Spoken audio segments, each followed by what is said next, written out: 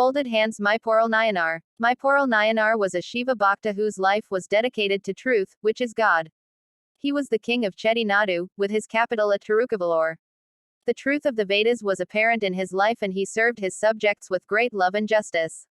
Worship at temples was done according to the rules of the Agamas. Holy hymns were sung and dances performed with religious fervor to the accompaniment of temple bells. His devotion to God was such that he did not differentiate between the sincere devotees of the Lord and coated hypocrites, who merely muttered, Shiva, Shiva. It was enough that they uttered the name of the Lord. He willingly saw the Lord in their form. He was known far and wide for his dauntless action in the battlefield.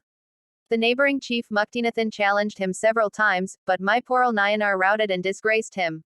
Muktinathan understood that it would be impossible to defeat Meiporul in the open battlefield. So he disguised himself as a Siva Bhakta, smearing his body with ash, and set forth to put into effect a cunning plan. He concealed a sharp dagger and a holy book on the Agamas in silk. The traitor, thus attired in holy robes, entered the palace. The guards had been interested to allow Siva Bhaktas to enter the palace freely. He approached the bedchamber of the king. The faithful guard Dadan stopped him, saying that he should select a more suitable time to meet the king as he was asleep. The traitor declared that he had vital instructions to impart to the king and asked him to stand aside. Dadan, not to be deterred, kept a keen watch over him from behind. The queen saw the traitor and, believing him to be a holy man, arose at once and woke up the king. As the king saluted the rogue, the traitor said that he had an agama revealed to him by the Lord and he would read it to him only when the king was alone. The queen left the chamber and the king was alone with the impostor. When the king bowed to him, the traitor drew his hidden sword and dealt a deadly blow to him. Dadan, who had been alert, pounced on the assassin like a tiger. But the dying Meiporul protested, saying that the traitor was one of them and should not be harmed. It was his royal command that he should be escorted safely outside the city. The tragic news shocked the people.